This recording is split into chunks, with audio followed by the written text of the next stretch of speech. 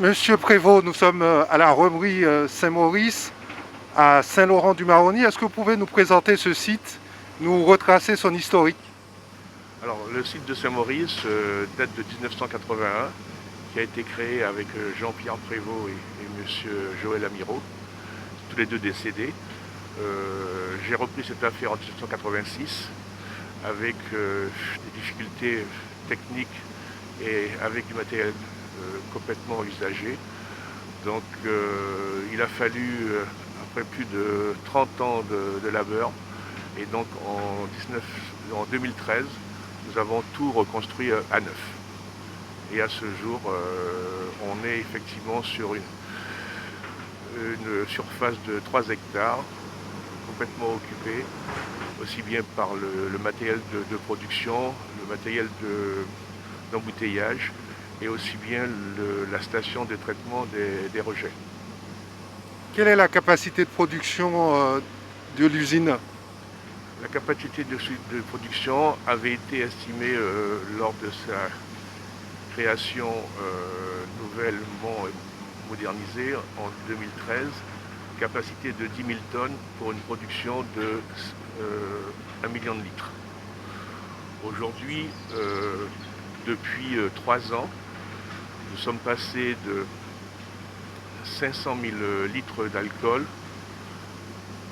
à aujourd'hui 1 million de litres. Combien de personnes travaillent sur le site? Alors le site, il a une quinzaine de salariés permanents et 5 saisonniers, ce qui fait 20 personnes. En plus, nous avons une activité aussi de plantation de canne à sucre, mais depuis 4 ans, nous avons abandonné une grande partie des plantations du fait des incendies successifs, la proximité de la ville et le développement de squats aux alentours des parcelles.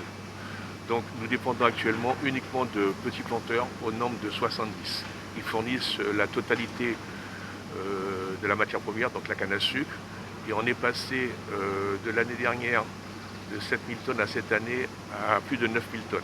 L'objectif est d'arriver l'année prochaine à 10 000 tonnes, qui seront facilement atteints. Vous êtes totalement autonome de la production, de la fabrication de la canne à sucre à la production des alcools? On est totalement effectivement indépendant. Effectivement, sauf la partie de matière première, il faut savoir qu'on a créé effectivement cette activité accompagnée par la Chambre d'agriculture dans le cadre des aides qu'on peut obtenir sur la production, pas encore sur la plantation. On essaie de structurer ces petits planteurs afin vraiment de les fixer et qu'ils aient des revenus annuels qui leur permettent d'avoir un complément sur leur activité agricole. Pour la production, la totalité de la production est vendue, 99% sur le marché local.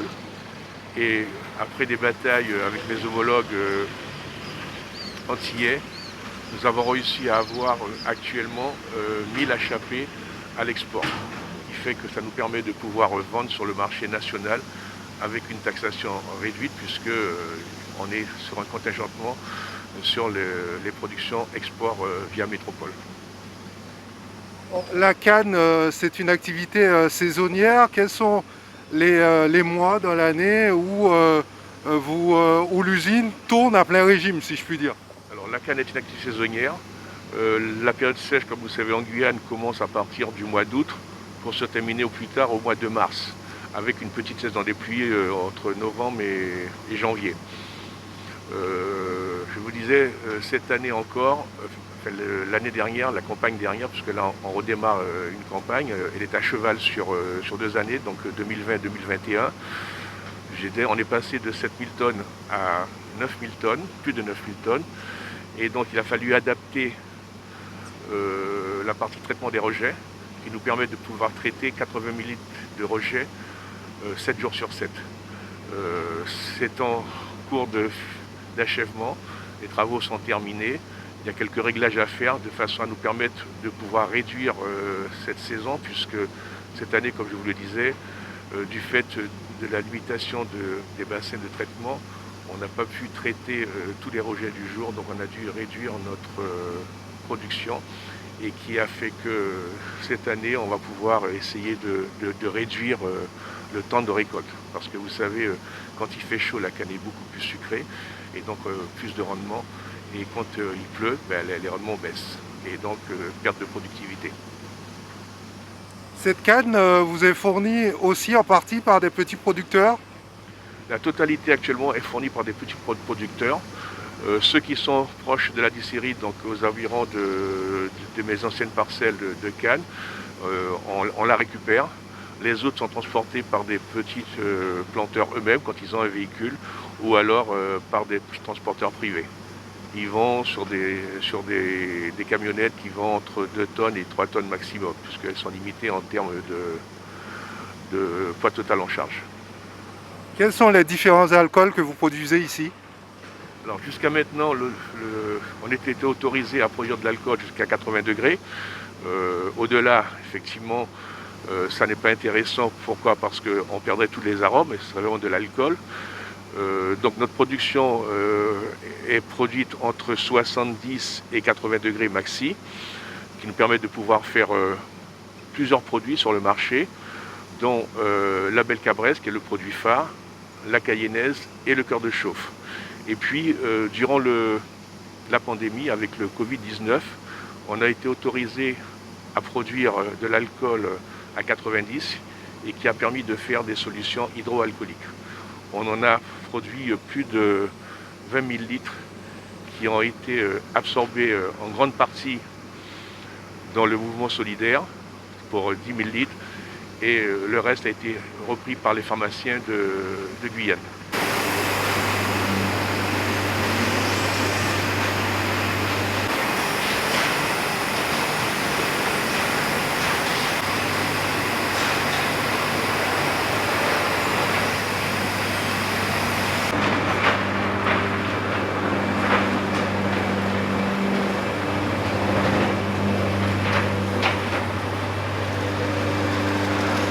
Donc là, les cannes arrivent ici, elles sont déposées au sol. Là, avec la petite canne qu'on a eue, donc il attend l'espace vide pour pouvoir mettre au sol ces cannes. Donc les cannes sont mises dans ce grappin, avec ce grappin, qui tourne à peu près à 180 degrés, pour pouvoir récupérer les cannes autour. En fonction de la canne, il alimente cette chaîne d'alimentation, qui normalement est régulée ici, pour pouvoir avoir le niveau convenable pour ne pas avoir de bourrage comme on a eu tout à l'heure.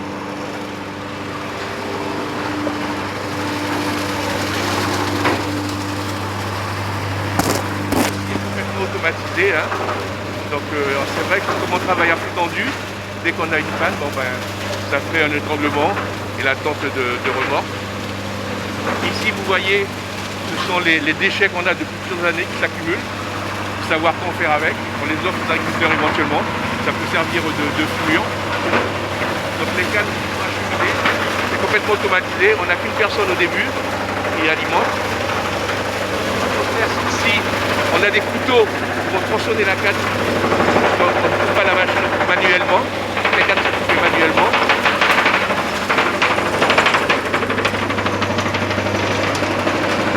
Ceci est caréné pour éviter les projections.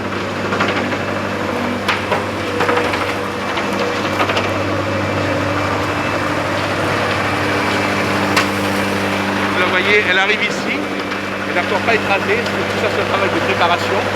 Et on a ici vraiment la pièce maîtresse, qui est le Schneider, qui va l'exploser la canne, qui va l'exploser.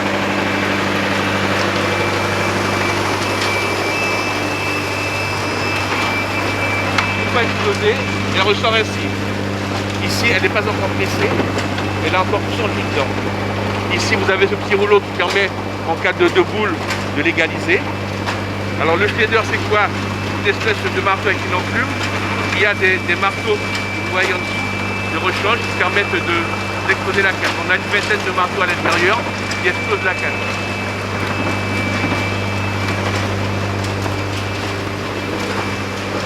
Ici, vous avez un aimant qui permet au cas où travail, il peut y avoir une lame, un couteau, un plat qui est resté dans qu'on n'a pas pu extraire, et c'est retenu ici par les vents. Ça permet d'éviter d'arriver sur les broyeurs où on aura effectivement de la casse si toutefois une matière ferreuse passait, quoi. Donc vous voyez, donc là on n'a encore pas la presse, c'est encore de la canne explosée, donc défibrée, pour pouvoir permettre d'arriver sur les premiers broyeurs. Donc ici c'est l'automate de surveillance, hein, donc il y a une personne qui surveille tout ça et qui régule l'avancement du tapis. On appelle les chutes de Nelly, une espèce de cendrier qui, en fonction du suremplissage, ralentit l'alimentation. Et si effectivement il y a un bourrage, s'arrête à partir du moment où le tapis est suffisamment, le récepteur est plein. Une fois écrasé, vous avez donc un moteur électrique qui fait tourner 3 broyeurs, 3 rouleaux plutôt qui sont jumelés.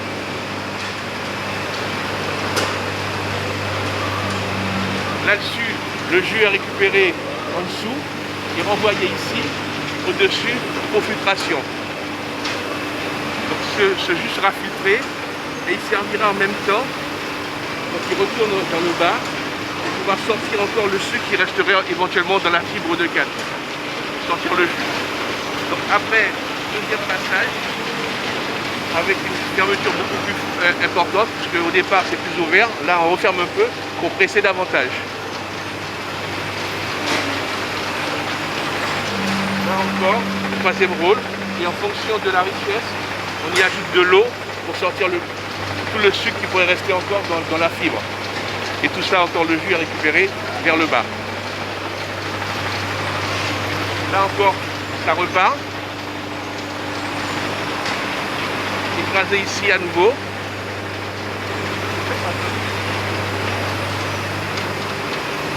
Et ça ressort ici, ce qu'on appelle ici la bagasse. La bagasse qui va nous servir en partie de combustible puisqu'on a besoin de vapeur pour pouvoir travailler sur la colonne de distillation. Donc une grande partie est rejetée, on fait à peu près 100 mètres cubes par jour, on estime qu'on ne fait même pas un tiers pour pouvoir avoir de la vapeur. Donc ceci est récupéré ici.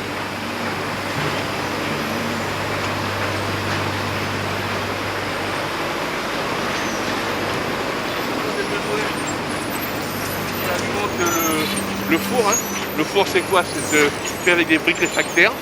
On alimente au fur et à mesure. Ça chauffe l'eau qui est sur la chaudière et de là, production de vapeur.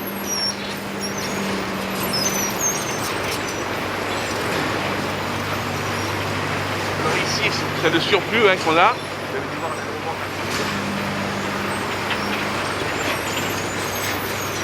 On voit qu'à côté qui va être rejeté pour être stocké. Et là, en fait, c'est une sécurité qu'on a.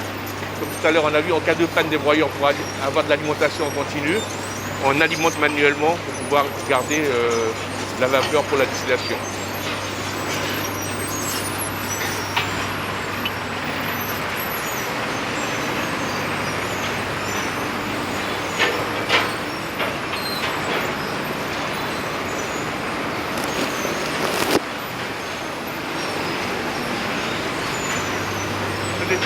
Normalement, on en produit 3 par jour, 3 cubes de 25 000 litres.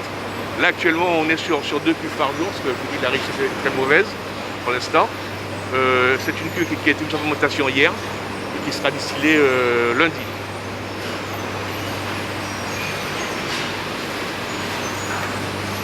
Là, elle est en cours de distillation. C'est une cuve qui a été produite mercredi. Donc on a la distillation qui est en cours. Et là, c'est ce qui est en cours de remplissage. Tout le jus qui est pressé.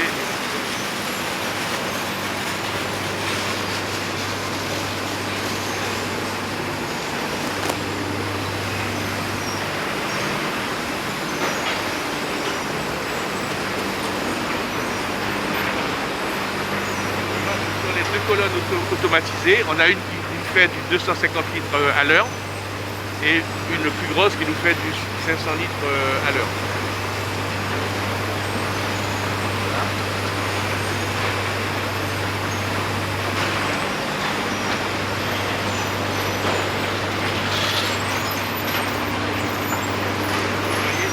alimenter au fur et à mesure. J'essaie de ne pas étouffer, de façon à pouvoir produire de la vapeur. Là, ce sont des systèmes de sécurité. Au cas où il y a trop de vapeur, ça dégage. Et là, ce sont des voyants qui nous disent que la vapeur est à l'optimum.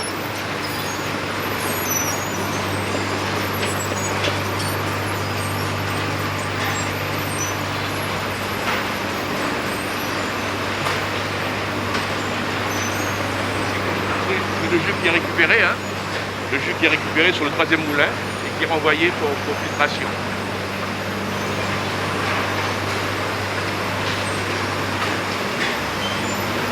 Deuxième moulin identique, hein, jus récupéré, imbibition d'eau pour pouvoir sortir le maximum de sucre en fonction de la richesse. Et ensuite,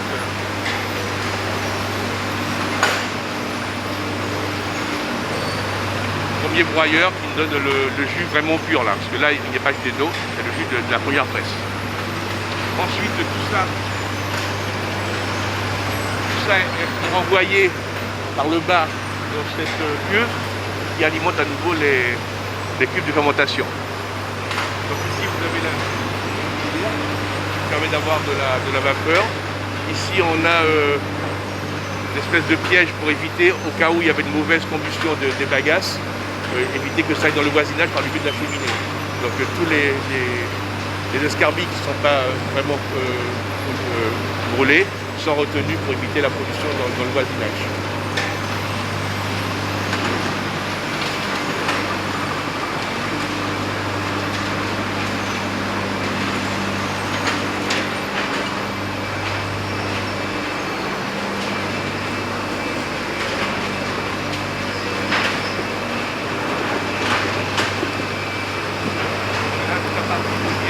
Autorisation, hein.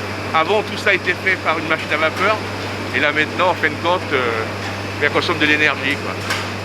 On est passé d'une facturation il y a 7 ans qui était de quoi, de 5 000 € par an pour toute la distillerie, on a beaucoup avec la vapeur, et là maintenant on est à 10 à 12 000 € par mois.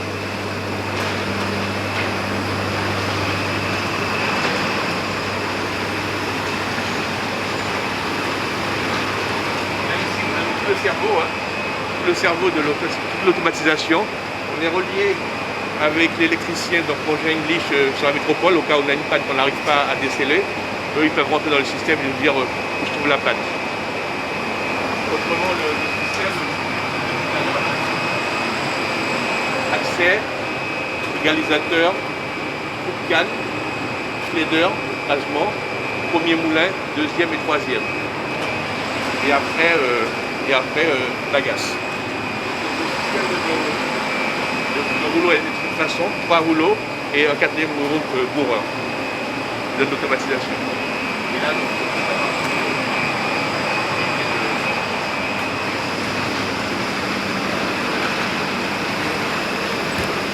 là, c'est des systèmes je dirais, de pression hydraulique qui sont à surveiller. Donc, tout ça est là.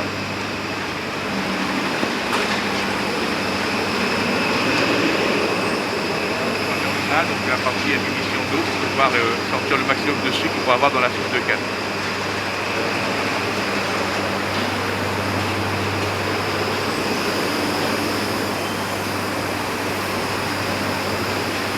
On a la petite colonne automatisée qui est là. C'est la grosse, on a quelques soucis de réglage en ce moment avec elle, cette palier.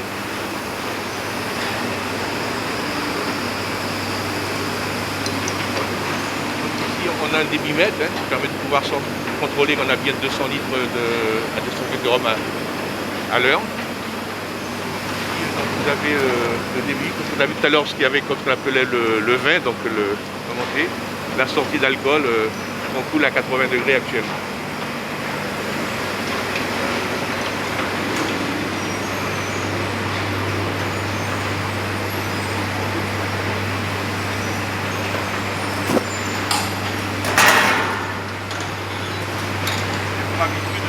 Savoir si le produit convient, c'est de le mettre dans les mains et de prendre de l'odeur. Et là vous allez voir que on voit les arômes et on a un peu l'assurance de la qualité du produit. Là on est ici sur On a climatisé, donc vous voyez le vin comment ça fonctionne, hein. Il est chauffé par la vapeur. L'évaporation se fait avec les alcools étant plus légers et liquéfié tout au haut de la passerelle pour pouvoir être refroidi et sur une production qui arrive dans cette cuve. On a donc un débitmètre plus haut et tous les contrôles qu'on a besoin. Et tout ça, on est en zone ATEX, puisque c'est un peu explosif, hein, par sécurité.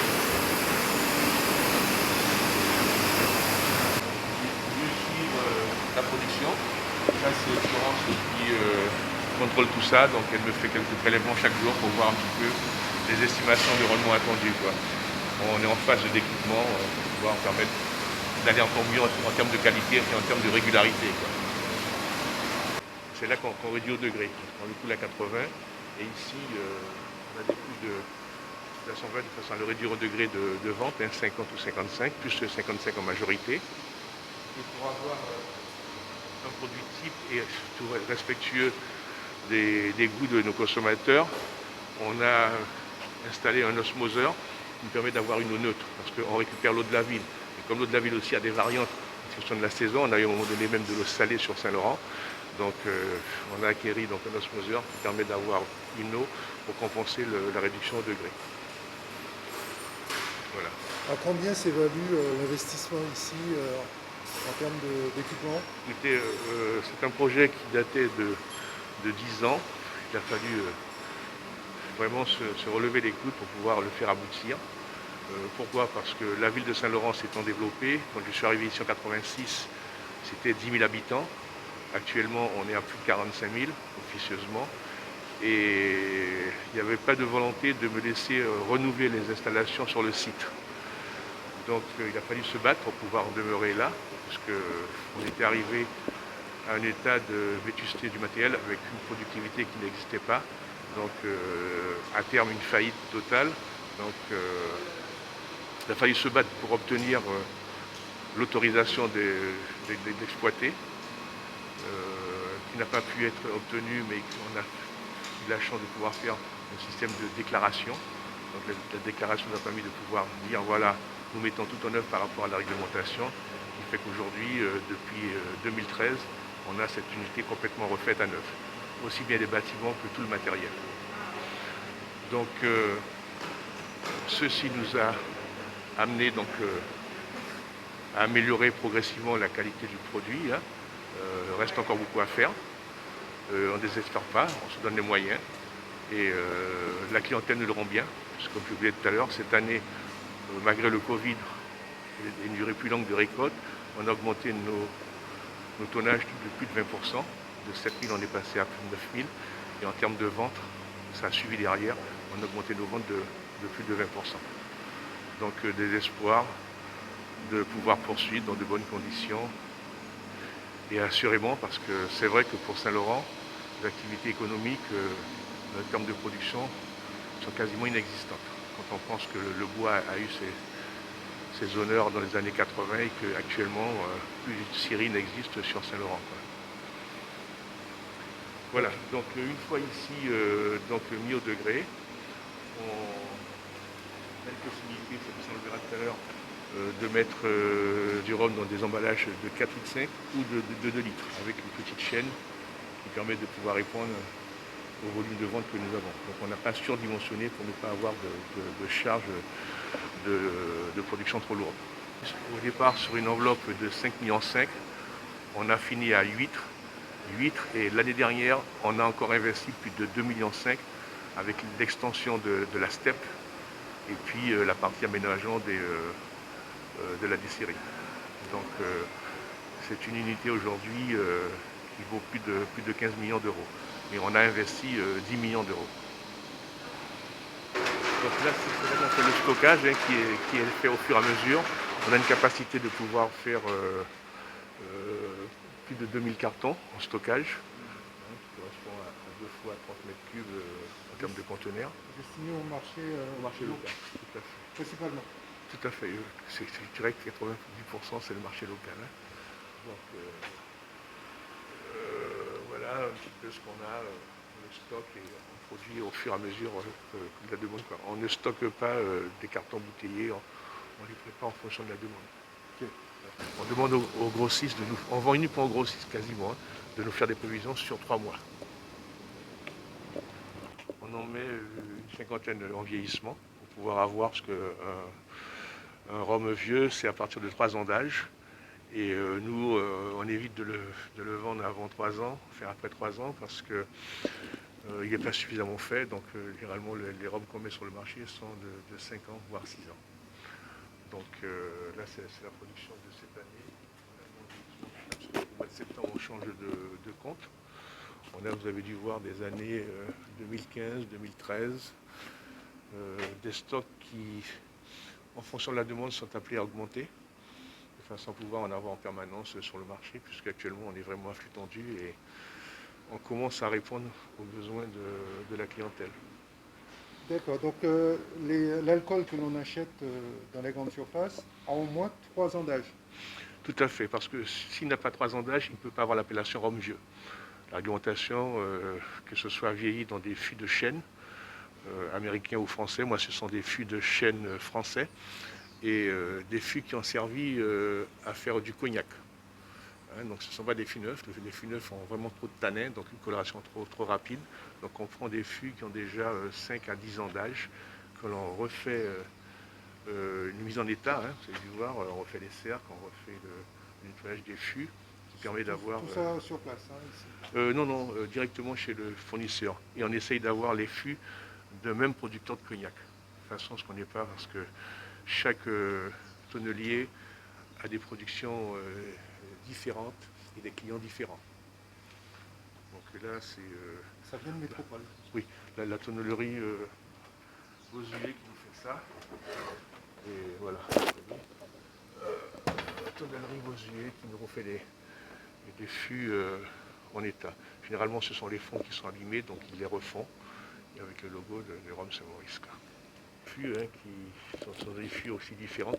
À une époque, il y avait une rareté de fûts, donc on a pris des fûts de 150 litres qui donnent une coloration plus forte par rapport aux fûts de 320, 350 litres que vous voyez là, qui sont effectivement moins efficaces en termes de coloration. Parce qu'il faut savoir que nous laissons vraiment la coloration naturelle liée par le bois. On ne fait pas de compensations qui sont autorisées par des copeaux de chêne ou des arômes. C'est vraiment le produit brut de fût que l'on vend sur le marché. Les plus anciens datent de quand? Alors les plus anciens, nous avons une petite réserve de chaque. Hein. Les plus anciens datent de 97. Mais on a très peu dedans parce que comme on ne fait pas ce qu'on appelle le houillage, c'est-à-dire chaque année vider tous les fûts et les remplir à nouveau, parce qu'il faut savoir qu'on a 7% de pertes par année, on fait d'évaporation. Et donc on constate au bout de 6 ans ce qui reste dans le fût. Donc souvent on peut avoir des surprises, il peut y avoir des découlages, des fuites, hein, puisque le bois, vous savez, il travaille. Et, mais ça ne veut pas dire que vous avez des robes qui ont plus de 20 ans, ce sont les meilleurs. Hein, pour moi, à partir de 15-16 ans d'âge, c'est plus la peine de faire vieillir autant, soit de faire des mix pour pouvoir apporter selon les récoltes. Quoi.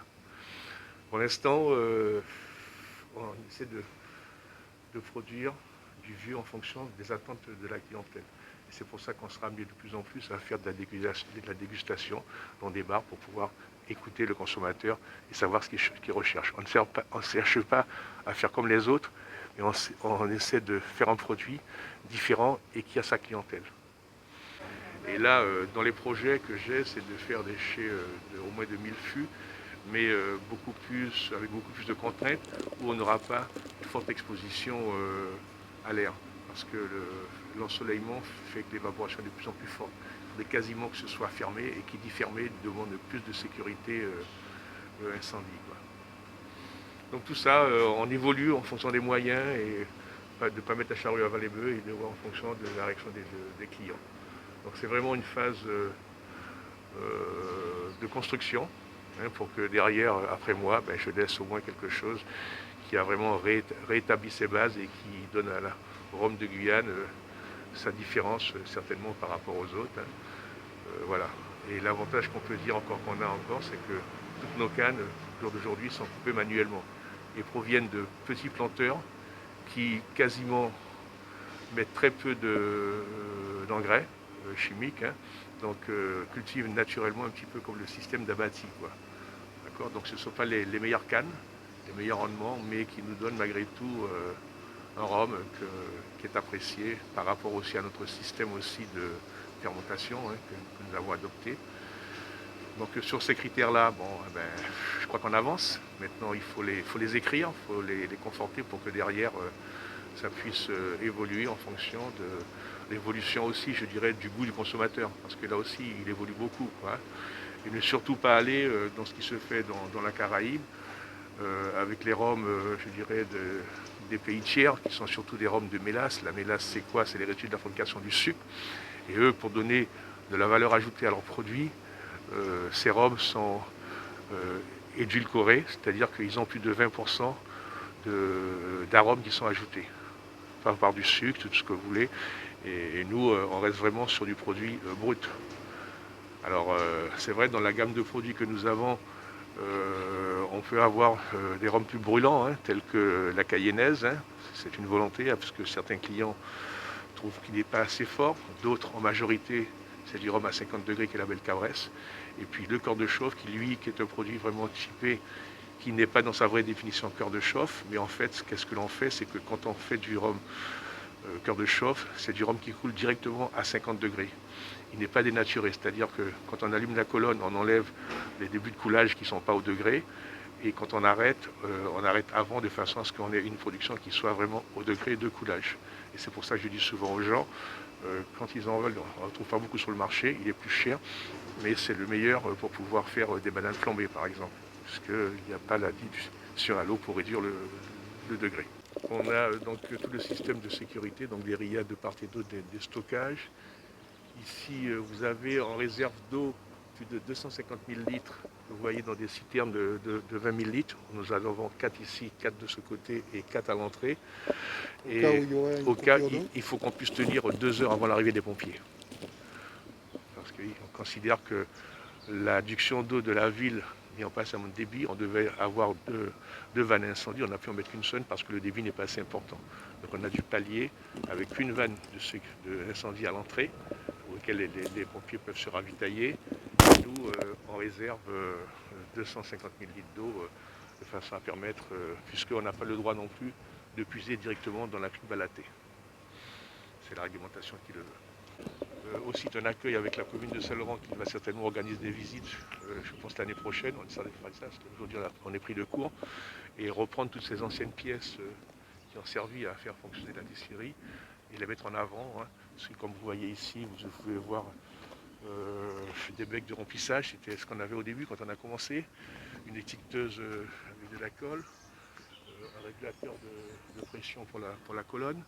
Donc toutes ces pièces qui, à mon avis, ont une grande valeur. Une grande valeur puisqu'elles ont permis de faire fonctionner avant.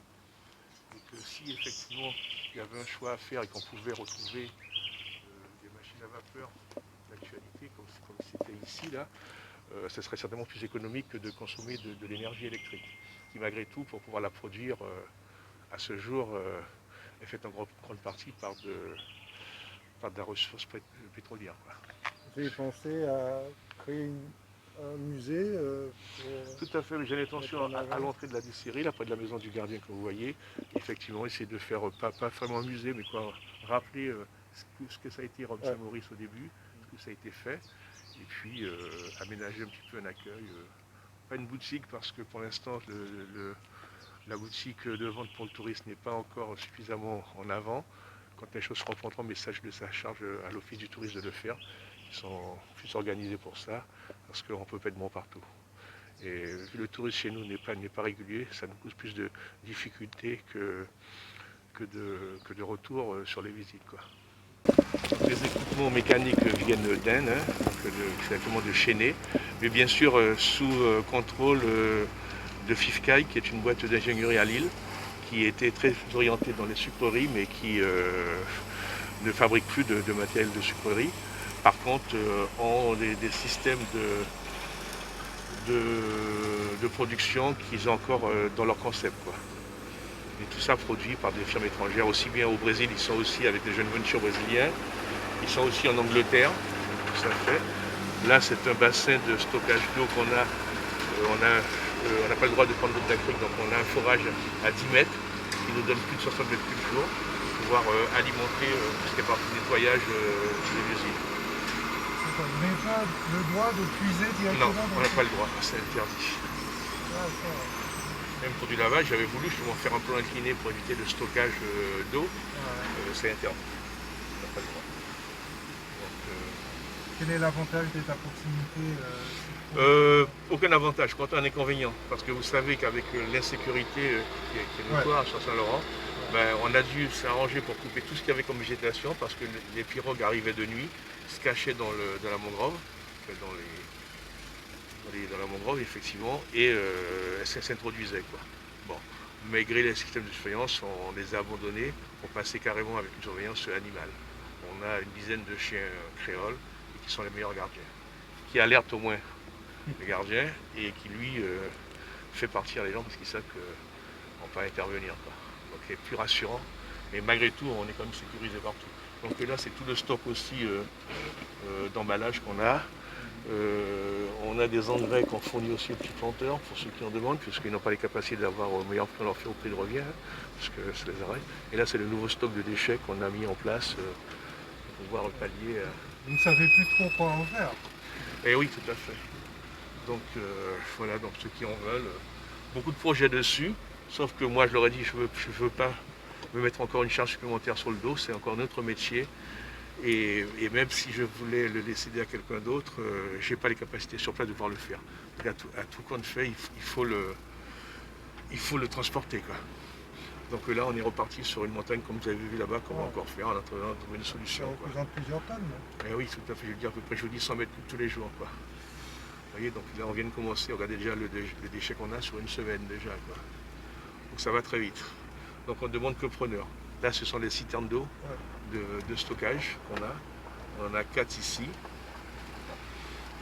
On en a 4 autres à côté et 4 autres devant. Donc voilà.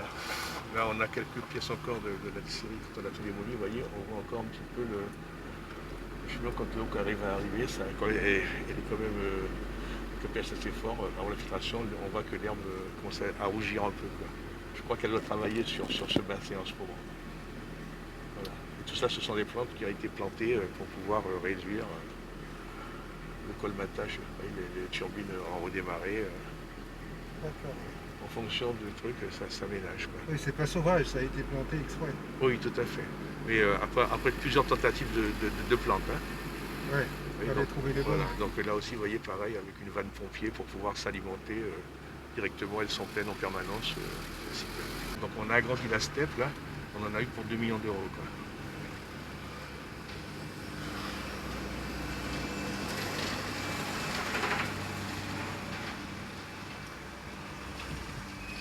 Et avec les résidus de canne, on pourrait faire de l'énergie, non? Oui, tout à fait. Ben, sauf que l'unité de biomasse, elle est jusqu'à Kourou, quoi. Et donc ça, c'est depuis 5 ans avec la nouvelle unité, tout ce qu'on cumule comme déchets. Donc moi, je l'offre à l'euro symbolique. Il n'y a pas preneur parce que bon, même pour les agriculteurs, pour aider leur plantation et tout, ils viennent en prendre du frais et tout, mais c'est minime, quoi. Parce que c'est un coût, il faut venir la chercher, c'est pas évident, quoi. Et les résultats ne sont pas appropriés par rapport, ils préfèrent encore, pour certains, aller sur des produits chimiques qui leur donnent des résultats. Donc là, il y a tout un système de fonctionnement. Là, ce sont les déchets qu'on a quand on distille, ce qui n'a plus d'alcool dedans, donc sont ici, arrivent dans ce bac, sont transférés dans un bassin à côté, au fur et à mesure, vous voyez, donc c'est ce qu'on rejette, hein. Donc c'est chaud, parce que la chaleur, c'est chaud, et c'est renvoyé ici au fur et à mesure. Et les aérateurs permettent de faire descendre le pH, et une fois que c'est fait, c'est renvoyé dans les bassins de filtration après. On avait un qu'on a agrandi l'année dernière qui n'existait pas, et un autre qui est à côté, quoi. On a 2 bassins.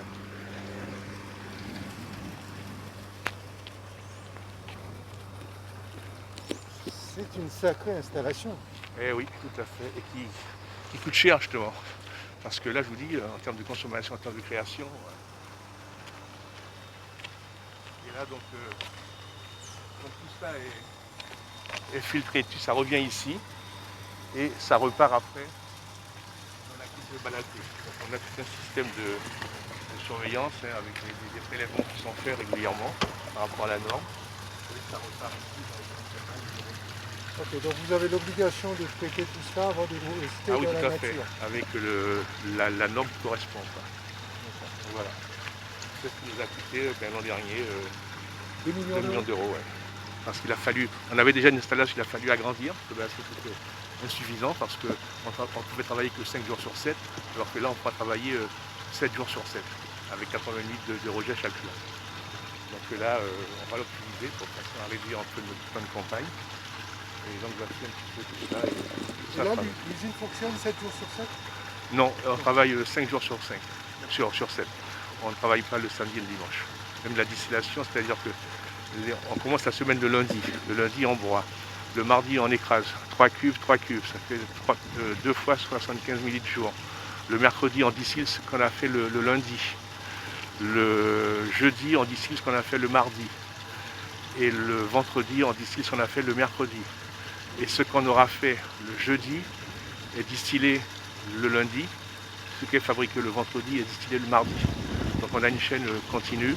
Pour l'instant, on se contente des près de 35 heures hebdomadaires et on envisage, pour pouvoir réduire le temps de campagne, à faire un peu plus d'heures par semaine. Donc, tout ça est à voir, comment est-ce qu'on peut initier tout ça. Là aussi, c'est Florence Magnétique, donc il y a toute l'automatisation qui est dessus, et là aussi on est connecté avec celui qui nous a fourni tout ça qui est sur Bordeaux. On n'a pas le choix parce que dans ce type d'activité, la compétence n'existe pas localement et de la grosse difficulté d'être seul et en même temps l'avantage effectivement d'avoir un certain monopole. Mais croyez-moi que les charges sont compliquées quoi, parce qu'on ne peut pas tout avoir ici. Quoi. Même pour le recrutement de mécanos, de compétences, on vient de faire venir à chaque fois des compétences de métropole. Là, on a reçu des tubes de chaudière parce qu'il va falloir qu'on les change. Ce sera pendant une semaine. Quelqu'un qui sera sur place, qui viendra sur place pour pouvoir faire les travaux, pour être sûr de la qualité du travail. Quoi.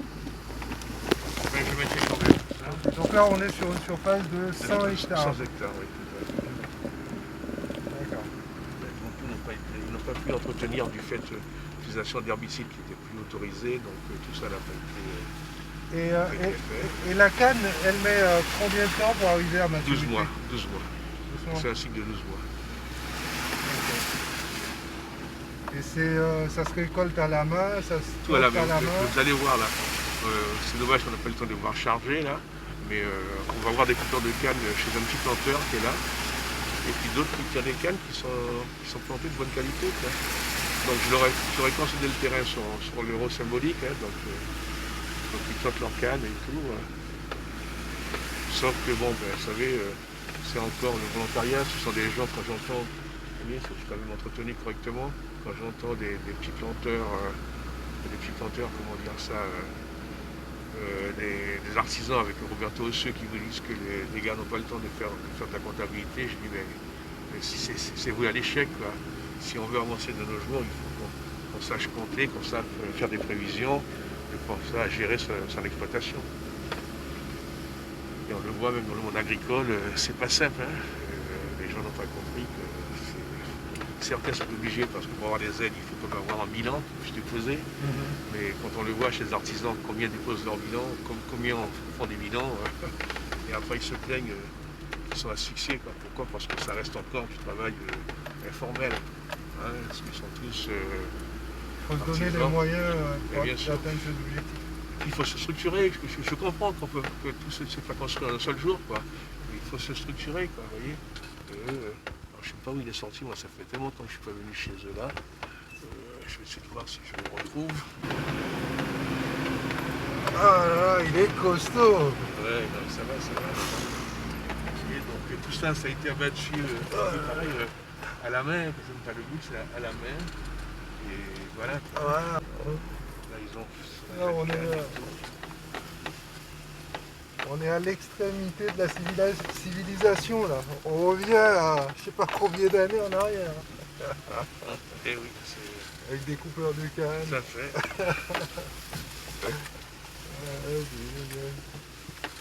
Bon, allez, on va faire un... Messieurs, bonjour. On va descendre. Donc Messieurs. Côté patron, côté brotte. Il pas là. Il a dit autres là. Il a dit autres là. Bonjour, bonjour. On lui fait des photos pour montrer qu'il y a des carnaval.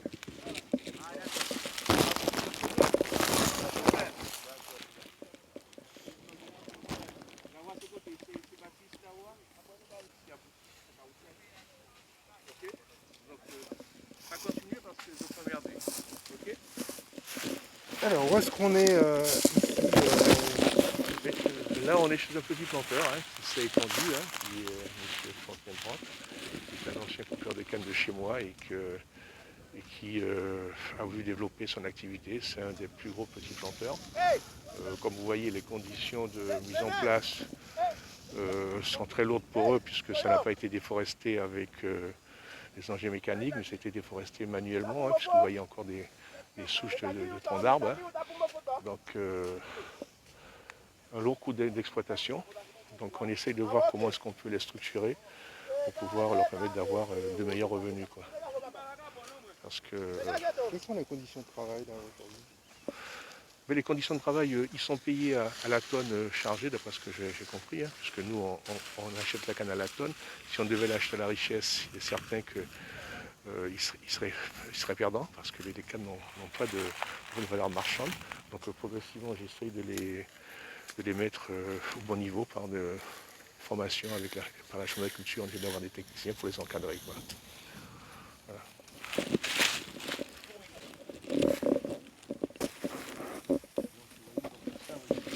Il était ramené dessus et quand vous voyez les bas-fonds comme ça au stagnulo, la canne ne se développe vraiment pas, quoi. C'est vraiment aussi dur pour les petits planteurs, sauf que quand elle a eu des zones suffisamment élevées, avec une terre meilleure, parce que les sols ne sont pas uniformes. On peut passer de la partie argileuse à la partie, pas granite, mais une partie... comment ça s'appelle encore ce matériau, c'est soit de l'argile ou soit c'est pas du tuf, c'est de latérite, on a cherché le mot, de latérite. Dans la latérite, rien ne pousse, quoi. Quelles sont les spécificités de cette canne par rapport à nos voisins? Écoutez, ce sont des variétés très anciennes, ce sont des cannes de Barbade, la B51-129, il y a un peu de tout. Donc c'est pour ça que j'ai implanté de nouvelles variétés qu'on essaye de multiplier et voir d'abord les rendements. Il faut compter 5 ans sur la mise en place d'une certaine variété dans le département.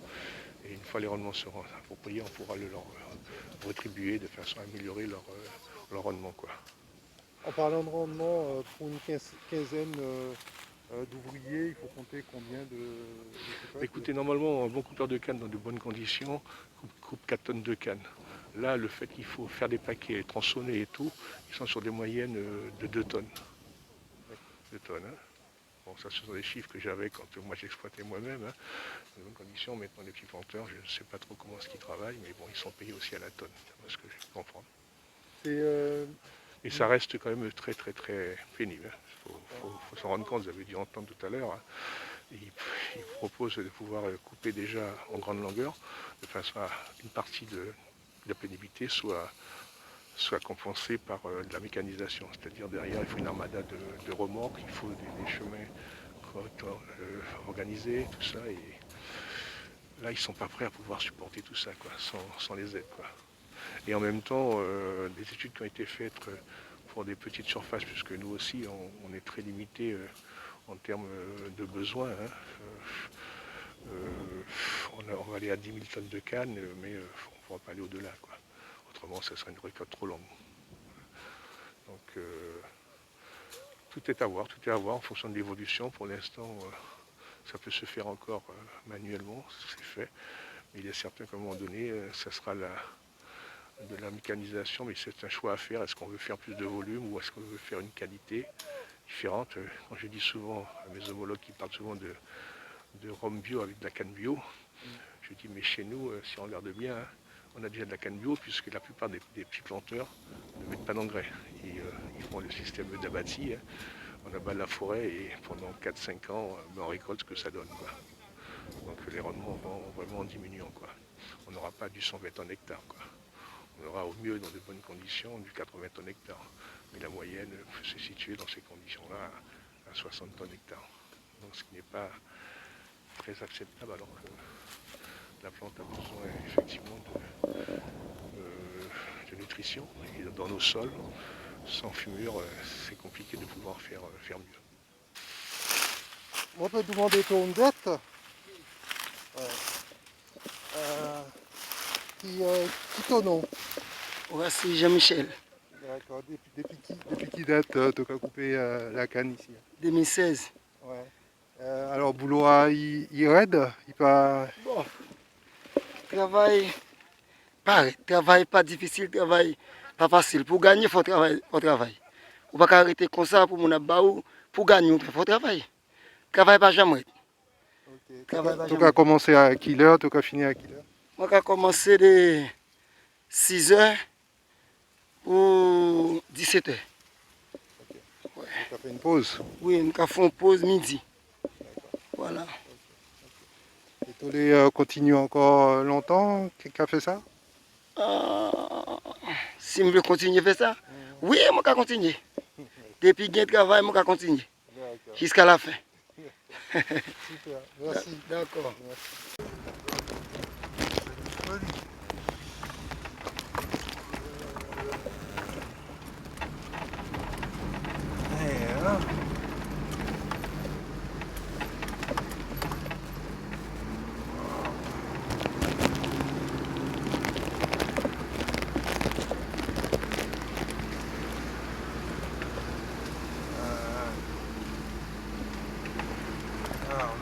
On est loin de la ville là. Là,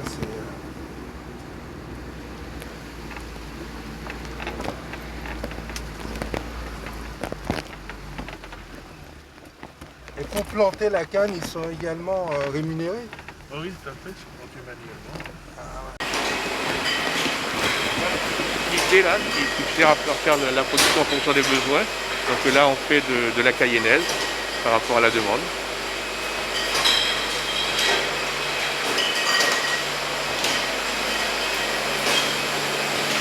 Ça va donner?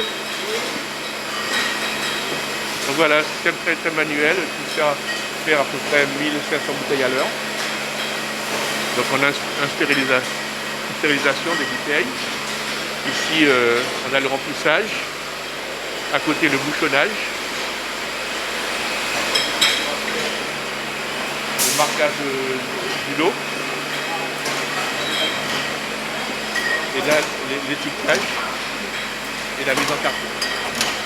On arrive à faire, là il en manque un, il y a quelques mois, on arrive à faire 600 cartons jour pour la journée entière. Là, ils ont commencé en milieu de l'année, en moins. Donc voilà, ça correspond à notre volume de vente qui est proportionné au marché. C'est la peine d'avoir la consulté qui va travailler 2 jours et après on n'a plus rien à faire. Là, il travaille tous les jours en fonction des produits en place.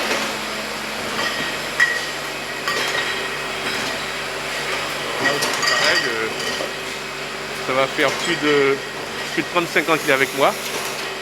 Combien? 35 ans. Et Tony? 35 ans et puis moins. 35 ans qu'on travaille et puis moins. Hein? 1975.